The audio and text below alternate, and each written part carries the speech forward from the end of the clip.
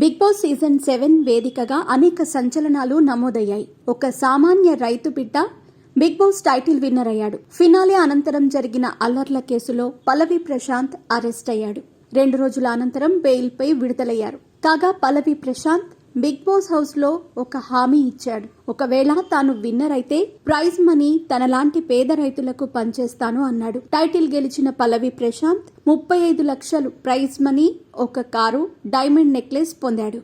ఇచ్చిన మాట ప్రకారం 35 లక్షలు పేద రైతులకు పల్లవి ప్రశాంత్ పంచాల్సి ఉంది.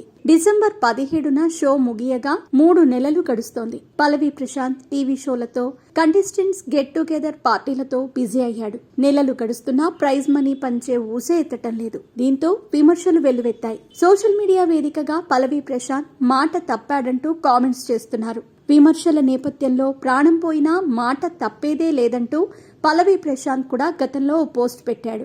ఎట్టకేలకు పేద రైతులను ఆదుకునే కార్యక్రమం స్టార్ట్ చేశాడు. పల్లవి ప్రశాంత్ మొదటి సహాయంగా ఓ కుటుంబానికి ₹1,00,000 ఇచ్చాడు. గజ్వేల్ సమీపంలో గల కొలుగూరు అనే గ్రామంలో ఒక పేద రైతు, అతని భార్య మరణించారు. దాంతో వారి పిల్లలు అనాథలయ్యారు.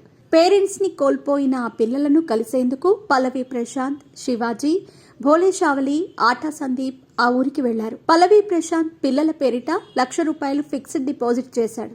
అలాగే ఒక ఏడాదికి సరిపడా బియ్యం ఇచ్చాడు. ఆటా సందీప్ సైతం తన వంతు సహాయం చేశాడు. 25,000 పిల్లలకిచ్చాడు. దీనికి సంబంధించిన వీడియో పల్లవి ప్రశాంత్ ఇన్స్టాగ్రామ్ లో పోస్ట్ చేశాడు. ప్రాణం పోయినా మాట తప్పను, సహాయం చేసిన వీడియోలు పోస్ట్ చేస్తూ ఉంటానని కామెంట్ చేశాడు. ఈ క్రమంలో పల్లవి ప్రశాంత్ పై ప్రశంసలు కురుస్తున్నాయి. ట్యాక్స్ కటింగ్స్ పోను 16 లక్షలు పల్లవి ప్రశాంత్ కి వచ్చినట్టు సమాచారం. ఇవి మొత్తం అతడు పేద రైతులకు పంచాల్సి ఉంది.